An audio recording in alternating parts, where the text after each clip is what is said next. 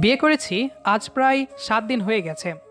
বাবা জোর করেই আমাকে পিচ্চি মামাতো বোনের সাথে বিয়ে দিয়ে দিয়েছে, যে কিনা এখনও আমাকে জামাই হিসেবেই চিনে না, চিনে ভাই হিসেবে। বসে বসে এই কথা ভাবছিলাম, তখন আমার পিচ্চি বউটা এসে বলল, হ্যাঁ ভাইয়া, আমি ঘুরতে যাব। হ্যাঁ হ্যাঁ, এটা তো ভালো কথা, যাও ঘুরতে। কিভাবে যাব? তুমি না নিয়ে গেলে? আমার একটু কাজ আছে, এখন ঘুরতে নিয়ে যেতে পারবো না, অন্য কোনো দিন নিয়ে যাব। আমার কথা শুনে নাক মুখ ফুলিয়ে খাটের এক কোণায় গিয়ে বসে রইল। আমার একটু কাজ আছে, এই জন্য বাহিরে চলে গেলাম। সন্ধ্যার সময় বাসায় ফিরে দেখলাম এখনও ওইভাবেই বসে আছে। কাছে গিয়ে জিজ্ঞেস করলাম কি হয়েছে, কিন্তু কোনো জবাব পেলাম না। উল্টো মুখ অন্যদিকে ঘুরিয়ে বসলো। আমি এবার টান দিয়ে বুকের সাথে জড়িয়ে ধরে বললাম, কি হয়েছে আমার পিচ্চি পরিটার? সাথে সাথে আখি যুগল থেকে মুক্ত দানার মতো জল গড়িয়ে পড়ল তার। কি হয়েছে পরি, এভাবে কেন কান্না করছো? তুমি আমাকে ঘুরতে নিয়ে যাওনি। আমি আর থাকবো না এখানে। চলে যাব আম্মুর কাছে, আর আসবো না কোনোদিন। বাচ্চা মেয়ে তো, তাই মনে হয় একটু বেশি কষ্ট পেয়েছে। কি আর করার, পিচ্চি বউটা বায়না ধরেছে ঘুরতে যাবে, তাই চিন্তা করলাম এখনই একটু নদীর পাড়ে গিয়ে ঘুরিয়ে নিয়ে আসি। আচ্ছা, তাহলে তুমি রেডি হয়ে নাও, আমরা এখনই ঘুরতে যাব। এই কথা শোনার সাথে সাথে মুরগির বাচ্চার মতো লাফিয়ে উঠল খুশিতে। একটু আগেই নাকের জল মুখের জল এক করে ফেলছিল যে মেয়ে, এখন আবার দেখছি হাসছে। হাই রে কপাল। কিছুক্ষণ ঘোরাঘুরি করার পর একটা জায়গায় বসলাম আমরা দুজন। সামনেই নদী, চাঁদের আলোয় অপরূপ লাগছে। পানিতে চাঁদের আলো পড়ে মনে হচ্ছে মুক্তোর দানা চমকাচ্ছে। হালকা বাতাস বইছে, জাস্ট অসাধারণ লাগছে। পিচ্চি বউটা দেখলাম চুপচাপ বসে আছে। তাকে জিজ্ঞেস করলাম, পিচ্চি কিছু খাবা? চুমু। কি? চুমু খাবো। তার কথা শুনে ভ্যাবাচাকা খেয়ে গেলাম। কি বলছে এই মেয়ে? চুমু আবার কোথা থেকে আনবো? কি বলছো তুমি? চুমু খাবা মানে? হ্যাঁ, চুমু খাবো। আপনি আমাকে চুমু দেন। এই যে, এখানে আমার ঠোঁটে। মাথা হ্যাং হয়ে গেল তার কথা শুনে। বাসরাতে কপালে একটা চুমু দেওয়ার জন্য আম্মুর কাছে ইনিয়ে বিনিয়ে কী সব বলেছিল, সে নাকি প্রেগনেন্ট হয়ে যাবে। 2 দিন আম্মুর সামনে যায়নি শরমে।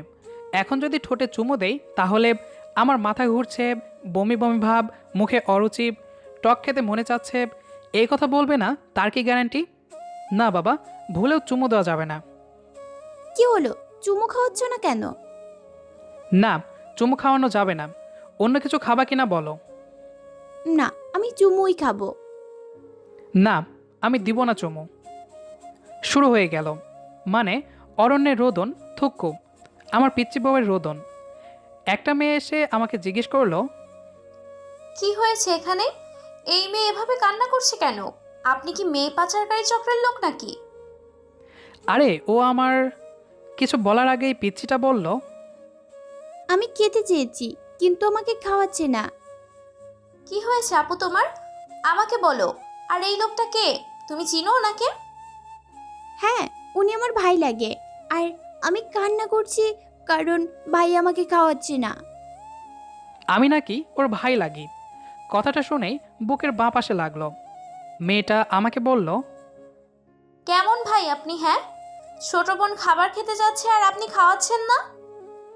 আরে ভাই, আমি ওর ভাই না, জামাই লাগি, জামাই। মানে?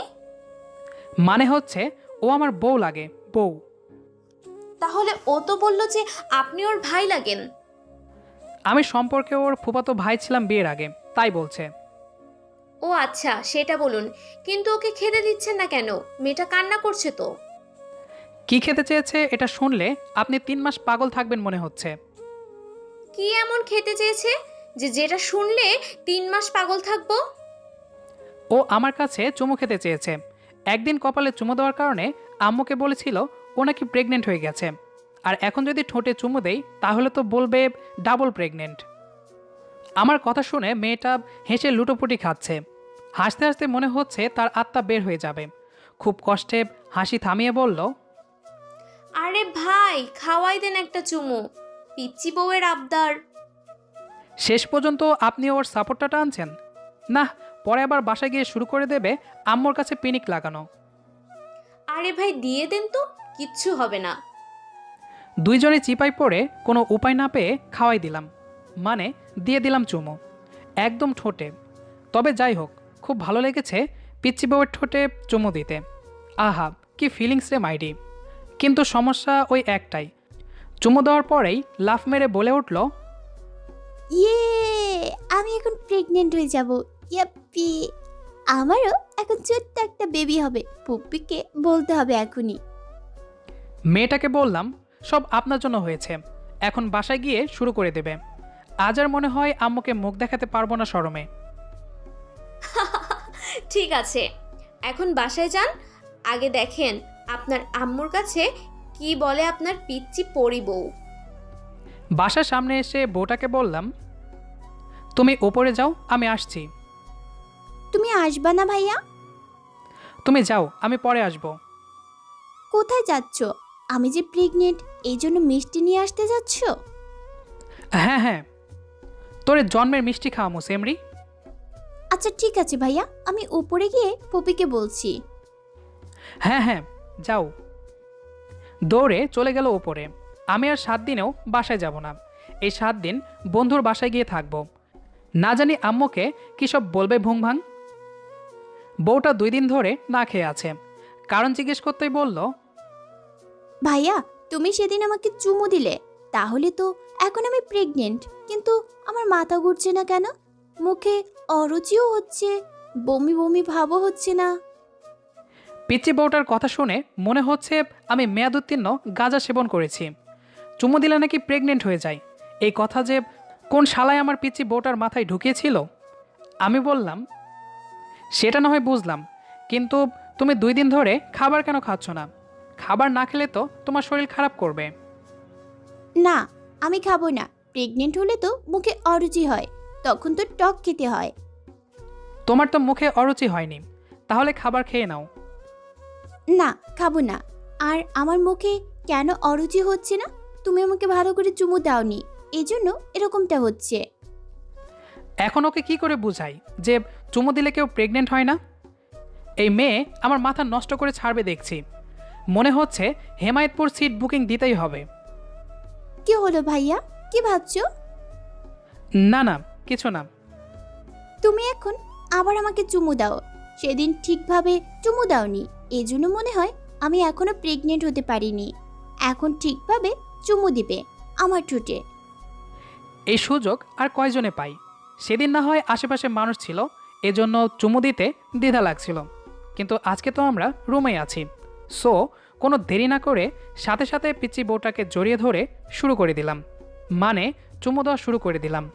প্রায় 5 মিনিট পর ছাড়লাম ওকে। দুজনে হাঁপাচ্ছি। এবার বললাম, এখন হয়েছে? হ্যাঁ, এখন হয়েছে ভাইয়া। তুমি মিষ্টি নিয়ে আসো। কেন? বারে, প্রেগনেন্ট হলে মিষ্টি খাওয়াতে হয়, জানো না?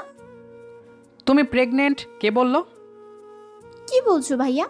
আমাকে যেভাবে চুমু দিলে, এভাবে চুমু দিলে কোনো ছেলেও প্রেগনেন্ট হয়ে যাবে। বলে কি? ছেলেরা আবার প্রেগনেন্ট হয় কিভাবে? এই মেয়ে তো নিশ্চিত গাঁজা সেবন করেছে মনে হচ্ছে। মাথায় গাঁজার পিনিক মনে হয় বেশি হয়ে গেছে। কি হলো ভাইয়া, যাও মিষ্টি নিয়ে আসো, আমি গিয়ে ফুপিকে বলছি। ওর হাত ধরে টেনে নিয়ে দেওয়ালের সাথে চেপে ধরে বললাম, খবরদার আম্মুকে কিছু বলবা না। কেন ভাইয়া, ফুপিকে বললে কি হবে? আমি যে তোমাকে কিস করেছি এটা আম্মুকে বললে তুমি লজ্জা পাবে না? না, এখানে আবার কিসের লজ্জা? আগেও তো বলেছি, তুমি যখন আমাকে চুমু দিয়েছিলে তখন। হ্যাঁ, এজন্যই তো 1 সপ্তাহ আম্মুর সামনে যেতে পারিনি। কেন? তুমি যদি বুঝতা তাহলে কি আর পানির মতো। থাক। হয়েছে হয়েছে, এবার আমার হাত ছাড়ো, আমি ব্যথা পাচ্ছি। হাত ছাড়তেই আমাকে ধাক্কাতে ধাক্কাতে ঘর থেকে বের করে দিয়ে বলল, যাও মিষ্টি নিয়ে আসো, আর আমি ফুপিকে খুশির খবরটা বলছি। কপাল আমার, কেমন বউয়ের সাথে বিয়ে দিল আব্বু। আমার জীবনটা তেনা তেনা করে দিচ্ছে এই মেয়ে। কোনো উপায় না পেয়ে মিষ্টির দোকান থেকে মিষ্টি কিনে বাসায় আসলাম। আম্মু আমার দিকে তাকিয়ে একটা হাসি দিয়ে ভেতরে চলে গেল। শরমে আম্মুর চোখের দিকে তাকাতে পারিনি। কোনো মতে রুমে ঢুকে গেলাম আমি। দেখলাম আমার পিচ্চি বউটা মোবাইলে কী যেন করছে। আমাকে দেখেই দৌড়ে এসে আগে আমার হাত থেকে আগে মিষ্টির প্যাকেটটা নিল, তারপর নাচতে নাচতে চলে গেল আম্মুর কাছে। সবাইকে নাকি আজকে মিষ্টিমুখ করাবে প্রেগনেন্ট হওয়ার খুশিতে। 2 দিন পর সকালে ঘুম থেকে উঠে দেখি পিচ্চিটা বসে বসে কান্না করছে। কারণ জানতে চাইলে বলল, সেদিন তো তুমি আমাকে ভালো করেই চুমু দিলে, কিন্তু এখন আমি প্রেগনেন্ট হলাম না কেন? ওর কথা শুনে আর হাসি থামিয়ে রাখতে পারলাম না। ওকে বুকের সাথে জড়িয়ে ধরে মাথায় হাত বুলিয়ে দিয়ে বললাম, বোকা মেয়ে, ঠোঁটে চুমু দিলে কেউ প্রেগনেন্ট হয় না। তাহলে কিভাবে প্রেগনেন্ট হয়? তুমি এখনো ছোট, আগে বড় হও, তারপর বলবো নি। না, আমাকে এখনই বলো। তুমি বুঝবে না, আগে বড় হও তারপর।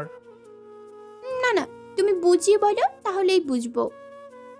আরে পিচ্চি পড়ি বউ আমার, তুমি আগে বড় হও, বললাম তো। আচ্ছা, আপনি বলবেন না তো? ঠিক আছে, আমি পপিকে গিয়ে জিজ্ঞেস করছি। দৌড়ে চলে গেল রুম থেকে। আজকে মনে হয় আর রক্ষা নেই। আমি ফ্রেশ না হয়েই কোনো মতে একটা শার্ট গায়ে দিয়ে তাড়াতাড়ি করে ভেগে গেলাম বাসা থেকে। আম্মুর সামনে আসা যাবে না, আপাতত বাসা থেকেই পালাই। পরীর মতো একটা বউ পাইছি, মাগার ডাইনির মতো সবসময় আম্মুর কাছে আমাকে লজ্জায় ফালাই। শালার এমন বউ যেন কারো কপালে না জুটে। গল্পটি কেমন লেগেছে কমেন্ট করে জানাবেন। দেখা হচ্ছে আবারও নতুন কোনো গল্প নিয়ে। সেই পর্যন্ত আমাদের সাথেই থাকুন।